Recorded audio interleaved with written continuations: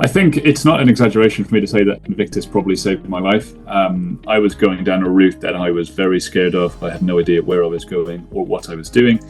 And Invictus was the olive leaf that just, pulled me out of the dark, I suppose. And it wasn't necessarily the act of doing sports again, because I was still very physically active. It was meeting all the other veterans who were injured, some of the serving personnel who were injured, meeting their families and understanding I wasn't alone. It's really easy to self-isolate and to make it feel like you're the victim, but actually you're not the victim. And Invictus makes you realize that. This week, we've got a little treat for you on the Veterans in Politics podcast, because we cover so many bases this week. Not only do we seek to inspire those from the community to stand up and serve again, particularly those looking at getting into local government or getting into Parliament as well. Our guest certainly covers those bases, as well as working behind the scenes of politics. But our guest also will inspire you, full stop. And our mission today is to get behind Rich Potter, another friend of mine, Rich Davies, and we'll go into the details of their expedition at some stage. But first of all, mate, my fellow Team UK Invictus Games, because I don't like to talk about it too much, athlete, Rich Potter, how are you, mate? I'm very good, thanks, mate. Were you on Team UK? Yeah, apparently we did this thing last year in Germany where we got to hang out a bit, but we don't like to talk about it, do we? But no, before we perhaps get into that side of your story, as you open up your dulcet tones, people will pick up on an Irish accent. So first of all, tell us how an Irishman ends up in the British Army. Good question. Thanks, Jonny. After university, I had no idea what I wanted to do, so I became a bit of a nomad. Traveled for 3 years through Southeast Asia, climbing mountains, volunteering, doing whatever I could to postpone the prospect of being an adult. And I met a guy on the back of a bus in Vietnam, because that's where the cool kids sit, and he had just finished Sandhurst. And he told me about this amazing year he had where he got paid all this money to fire weapons and do obstacle courses. And I thought, that sounds a bit like me. So I applied for the DVD when I got to Hanoi from an internet cafe, got back to Cardiff, it was there waiting for me. And the rest, I suppose, is history. Wow.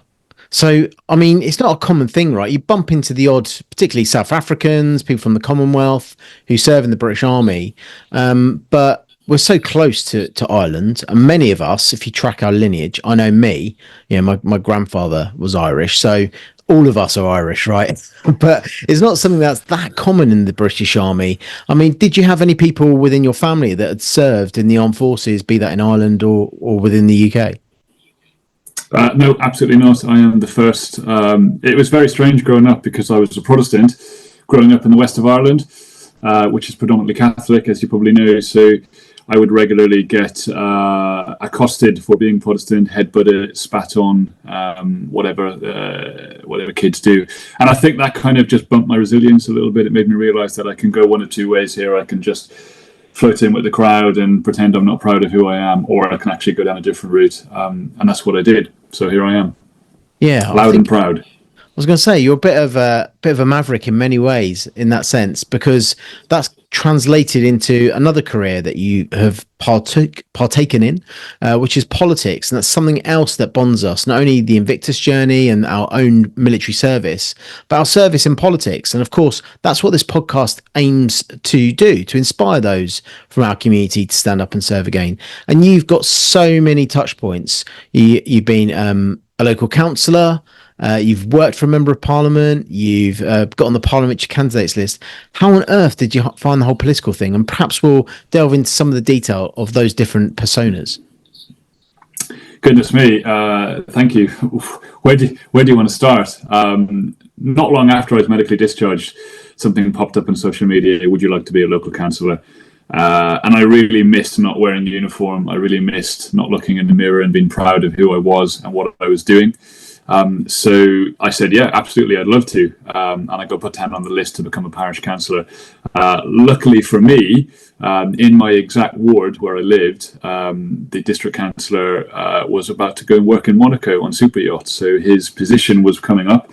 And I was asked if I wanted to be fast-tracked into that. So kind of skip over the the parish element of it. I threw myself into it. We increased the vote share, had a really good campaign, despite the national backdrop at the time with the fuel strikes and everything else, and got elected. And I really, really have enjoyed my time as a district councillor. I'm sure there's going to be more questions to come on that, but I would urge anyone who has served before, if you're still looking for something to give you that spark and to that little bit of drive, then please jump on whichever political party you think you're most aligned to, figure out their process and apply. Yeah, I meet a lot of veterans who kind of almost overlook local government. And having worked in local government myself, I'm always an evangelist at the opportunity it presents to change our communities. What would you say to veterans who might kind of almost shirk it, go, oh, no, local government, not for me. That's not, I want to be an MP. Yeah, right. There's only 650 of those. But how would you really talk about the impact that you can have in your local community as a local representative, as a councillor? What are the kind of things that you've been able to achieve in your community? So, good question. Some of the things that we've achieved as a party is obviously freezing council tax, which is massive, especially with the cost of living crisis. We have created a national food innovation centre because we're in Norfolk. We're quite rural. We've got a lot of farmers, so we're able to speed up that process and reduce some of the mileage that they would otherwise have to do. Controversially, I actually think that you can achieve more in local politics than you can as an MP in national politics, because you really are one in a very huge pool nationally, whereas locally there's much fewer of us, and therefore your voice and your vote carries much more weight. Everything from bin picking up to playgrounds to adventure trails for your family, all of these things that you want to see as an individual and resident, you can actually have a say in creating them. It's not just down to you to leave for somebody else to do. This is your opportunity to actually go out and do something that will impact the lives of you and your friends and neighbours. Yes, I think the shorthand there is don't overlook it. You can physically change your community and affect the impact of your neighbours, the people you live alongside. And I think that's an enormous privilege, but almost opportunity, because there's some good people from the armed forces. They've got a set of skills to bring to local government. And are there any particular skills that you've thrown in to various situations in local government? I think so. One of the things I learned in the army, particularly as a contracts officer, was how to speak to people, how to negotiate, how to kind of find your way out of a sticky situation. And that regularly happens when you're campaigning, when you're knocking on doors, when you're speaking to people.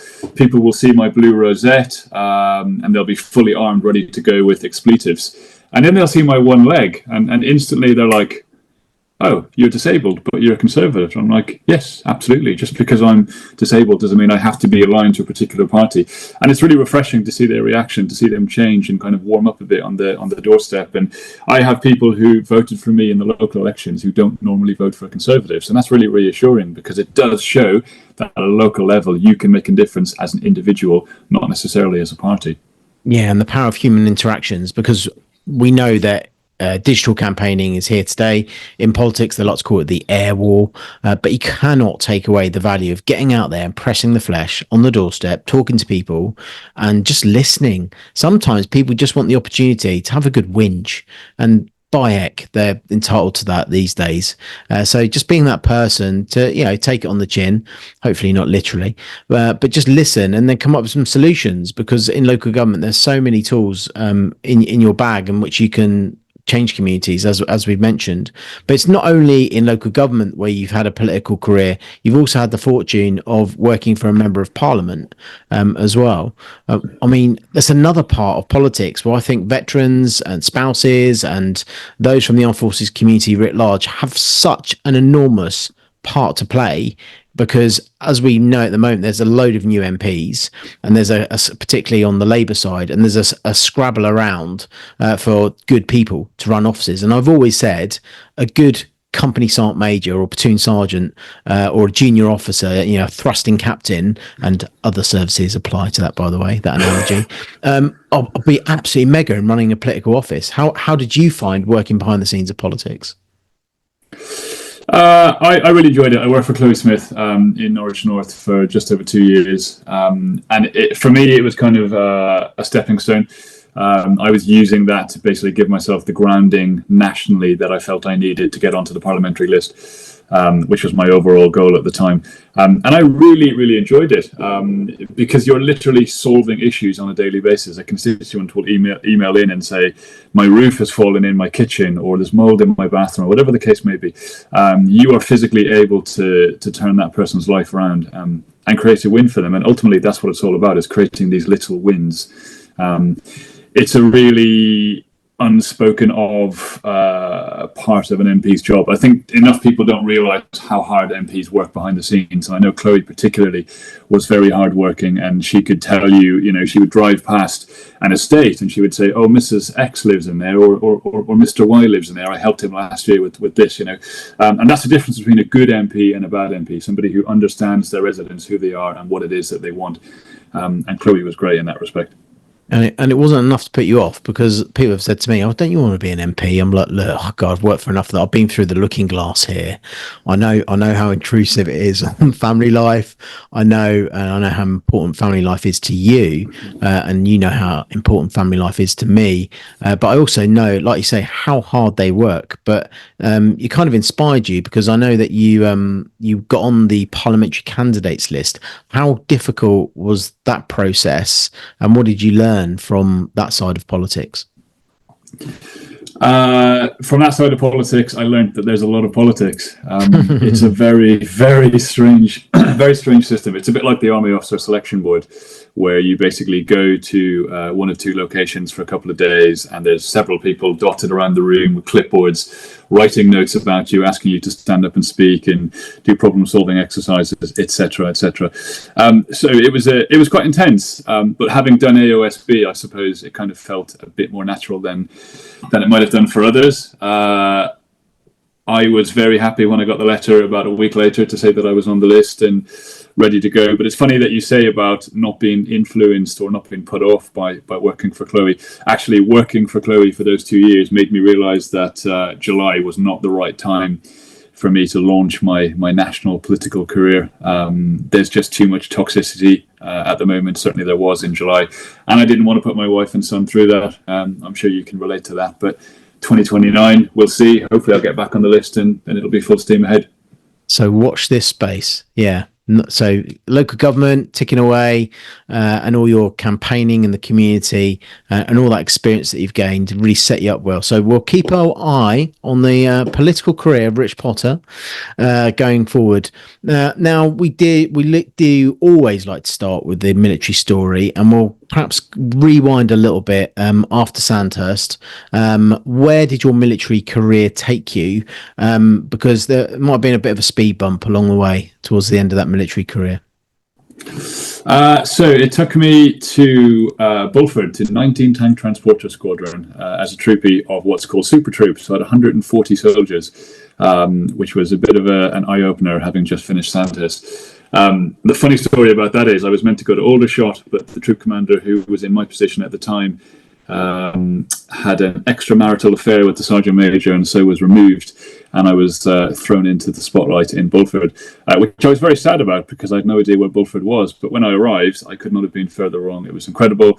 The guys and girls were incredible. The seniors were amazing. My OC was incredible, and we were an independent unit, an hour and a half away from RHQ, so we kind of were almost allowed to do what we wanted to do in many respects. And then from there, I became a contracts officer, which was amazing. I got heavily involved in sport in the military, a lot of football, a lot of skiing, particularly Nordic. My wife kept telling me as I ventured past the age of 30, I was too old to play football.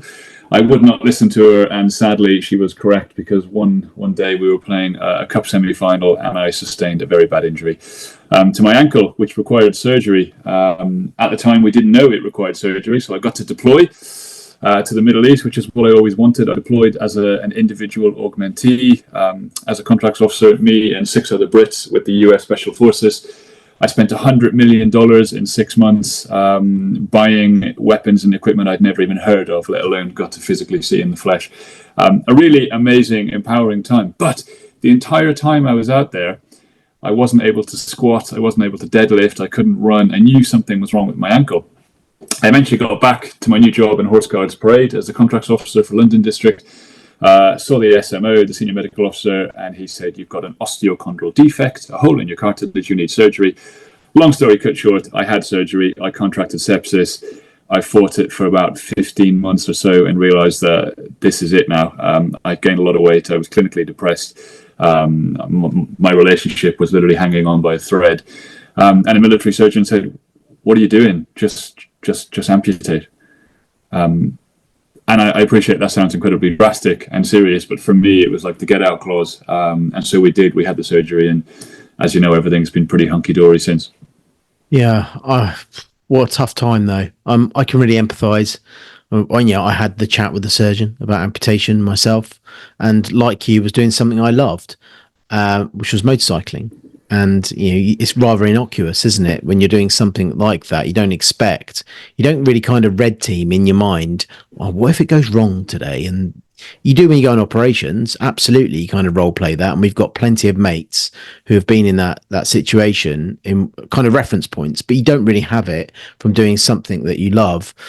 So we've shared our stories, and we've met so many wonderful people who've been through similar situations. But I know that for you, it was the guiding light of family that helped get you through. Like me, when we were told at Invictus, find your why. And James, our team captain, said to us, reminded us, what is your why? And for me, it's always been family. I think the same has been said for you, right, mate? Yeah, it has. Absolutely has. And I appreciate your story. I enjoy your story, and I've enjoyed following from where you were to where you are now. It's been very inspiring to see. And I think what makes it worse for me is when I got rushed into hospital at 2:00 in the morning with sepsis, my 28-year-old wife at the time was walking around hospital by herself at 2:00 in the morning, having just been told her husband probably won't make it through the night.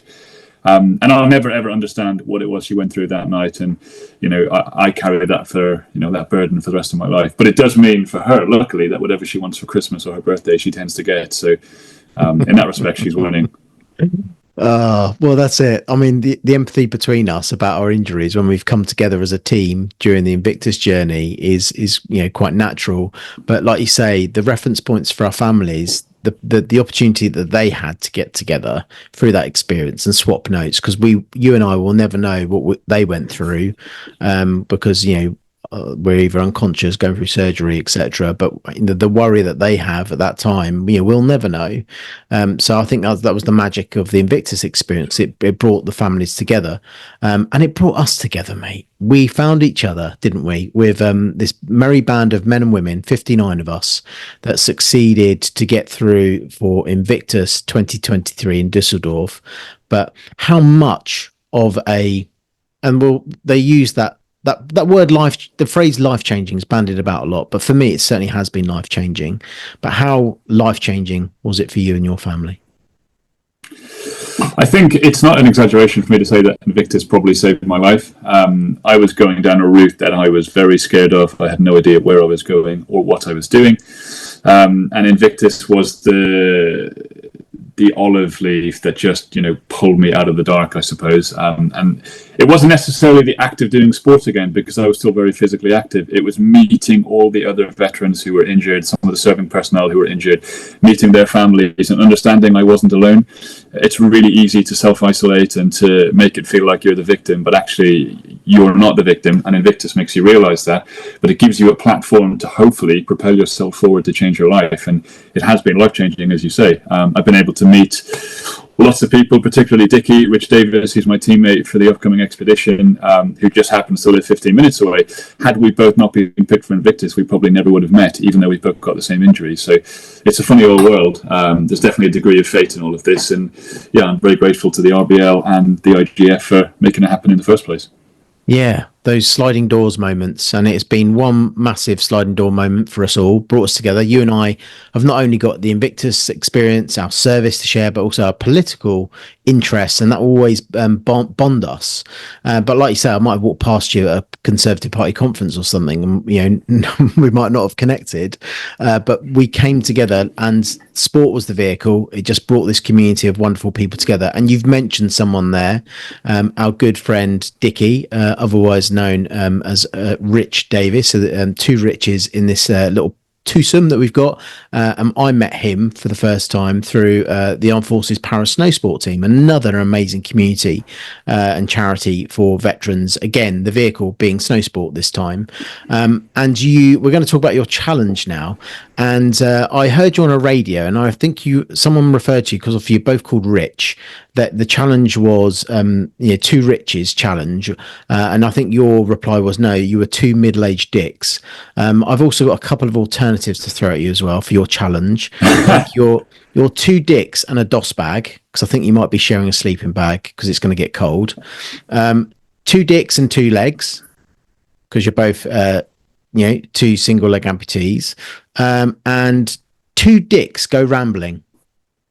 So I don't know which one you prefer out of those, but perhaps we'll stick to the original name of your challenge. So let's get into the nitty gritty of this amazing challenge that you and Dickie are about to embark on.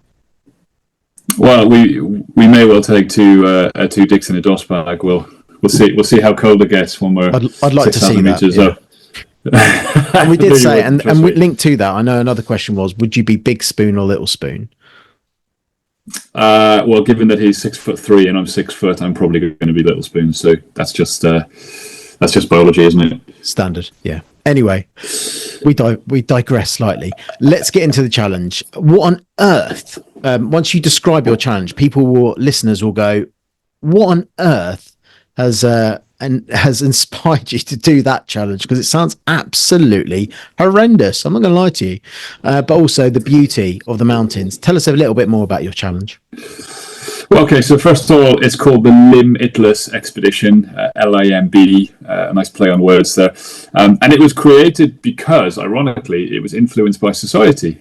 We both dislike the way that society views disabled people in this country, and actually globally as well. Disabled people have almost got a hall pass to be out of shape, to be unambitious. There's a huge amount of sympathy placed on disabled people. You're either a Paralympian athlete or you're everyone else. And that's absolutely not the case. Having met hundreds, if not thousands, of disabled people in the last 4 or 5 years, they are capable of incredible things. And I think this is our little token to show society what we're capable of, and hopefully it can be applied to a bigger audience. So we are going to a country called Bhutan, sandwiched between India and Nepal in the Himalayas. And we will be taking on what is called the Snowman Trek, affectionately billed as the most difficult trek in the world. 367 kilometers, just under 6,000 meters height, 11 mountain passes, while camping every night. Just the two of us and a guide and a couple of other support staff for legal reasons in Bhutan. But this is a monumental task for somebody who's got 2 legs, let alone somebody who's got 1 leg. And the pressures that we will face on a daily basis in terms of stump hygiene and stump maintenance are huge. But I know Dickie well. He's very resilient. I like to think I am too. I think between us, we have got enough gas in the tank to get us through. But weather could dictate otherwise. There's a very small window that you can go through some of these high passes at. So whilst the concept or idea of a world record sounds amazing, and it does, the reality is it might not be that straightforward. And then secondly, Paro Airport, where we're flying into, is consistently voted as one of the most dangerous airports in the world. So whether or not we even get to start the trek, wait out, I suppose. Hopefully in 3 weeks' time, if you hear from me, it means we've started and everything is going the way it should be. Oh, absolutely amazing. I'm in absolute awe. And you described some of those challenges on stump maintenance in particular. But can you also elaborate on how difficult, in terms of the energy transfer for amputees compared to able-bodied folk? Okay, so it depends which medical journal you subscribe to, but various journals will say that a below-the-knee amputee will expend anywhere between 30 and 60% more energy on a daily basis going about their daily activities. So, walking 10K for somebody who is fit and able is going to be much easier than for me and Rich. Even if we are fit and able, just by virtue of having 1 leg, it's going to take more effort and more energy. So there's loads of planning that goes into an expedition anyway, but how has your disabilities or different abilities, how's that been a factor in your planning, and also the engagement that you've had to do with industry for the kind of support that you need to throw into these kind of endeavours? So I'm kind of lucky. As a young troopy, I got to organise lots of adventurous training and battlefield studies. So in terms of the whole G4 aspect, logistics aspect, it was absolutely fine. But a world record attempt, a big expedition, costs a lot of money. I think we were a bit naive as to how much it would all cost, and we had our little targets that just kept going up and up. So we've had to lean quite heavily on sponsors locally in Norfolk, and we're very lucky to have some big backers. Blesmet, the charity, have given us a large grant towards it as well. So we've got support from a lot of individuals and companies. And we're very grateful for that, and we're hopefully going to do them proud. But it has been a real eye-opener. I'm not used to schmoozing sponsors and going to Twickenham to watch games of rugby and 7-course dinners, and that all sounds amazing, right? But there's a lot of pressure attached to that, because if you get your pitch wrong, if you ask for too much, or if you under-egg it, then you're not going to get what you need. So it has been a real learning curve. And have you assumed different roles? You mentioned that your experience that you had from the military of organising trips, but what are the kind of roles that you're going to have pre-expedition and during it as well, thinking about the different skills that you've both got? So, great question. And yes, I've basically been handling all the purchasing. So anything to do with contracts, anything to do with negotiating has kind of fallen to me by virtue of my previous employment. And Rich, who is much more practical than I am, he is doing all the practical stuff. So he's learning how to handle the prosthetics, how to change them, how to swap out tubes, how to swap feet on prosthetics, that kind of thing. Which has been great. Richard's doing a lot of the social media stuff because he's better at it than I am, and he understands it a bit more. We're both middle-aged blokes. We don't really understand social media, but we're slowly growing to understand actually how important it is, because that's how you spread a message nowadays. It's not by newspapers or radio interviews. It's stuff like podcasts and social media. So that's why stuff like this is so important. And tell us a little bit, I obviously know, but for the benefit of our listeners and viewers, tell us a little bit about Rich's story, or otherwise known as Dickie, or one of the two middle-aged dicks. Dickie is the younger of the middle-aged dicks, and he was in the RAF. He was a corporal. He has a great mustache because he was in the RAF, I suppose. I don't think it's great, but he does, so I'm going to say it's great. He got injured in a vehicle accident in Cyprus when he was out there with the RAF. A trailer ran over his foot. He developed something called complex regional pain syndrome, which is like a never-ending burning pain that won't go away. And eventually a surgeon said to him, the only option is this needs to come off. So not too dissimilar to myself in that we didn't really have much say over the final act. Yeah, and I've been snowboarding with Dickie in Colorado, and I have to say, if you want to see inspiration, seeing double amputees, single amputees, and people adapting to get on in the mountains is amazing. But it's a level playing field as well, because you'll come together as one. You're just all people on snow sliding down a hill. It's a real leveler. So I've spent a lot of time with Dickie outside of Invictus as well. And of course, he went on, did some amazing things, particularly in swimming. He's a brilliant swimmer, isn't he? Well, you don't get a nickname the fish for nothing. So, yeah, he's a very good swimmer. He won his 4 gold medals at Invictus and then retired from swimming. So I'm still desperate to get him out onto the running track, but he just has no interest in running. So I'm going to have to work on him over the next couple of months, I think. Yeah, he's one of these annoying people that are quite good at sports all round, I think. But there you go. So before we wrap out, we will put on the fundraising links to your Limitless Challenge. Do listeners get behind this challenge, because the two Riches are two dear friends to me. Rich, yourself, you've served not only in the armed forces, but you've also stood up to serve again in your local community in the world of politics, and that's what this podcast is all about. So do look them up on social media as well. You'll find lots of good humour, and hopefully you'll continue that good humour through the challenge. We're all going to keep a close eye on it. But before we go, is there any kind of final words you'd like to share with our audience before we sign out today, and before you go and pack your kit? If you're a veteran and you're on the fence about getting involved in politics, whether it's parish council, town, district, county, whatever, just do it. You have no idea the level of satisfaction and personal fulfillment that you can get from sitting at a meeting on a Tuesday night at 7 p.m, actually having an influence over the decisions that are made. So please get involved. Reach out to Jonny or to me if you want any advice, and we'd only be too happy to help. Brilliant. Mate, good luck to you both. You're inspiring. And yeah, we'll see you on the other side. Thanks, Jonny. I appreciate it. See you soon. Cheers, buddy. Thanks to our guests and thank you for listening. If you've enjoyed this podcast, hit subscribe now. Alternatively, you can support our mission by checking out in the show notes below where you can rate, donate, or become our mate. Thank you.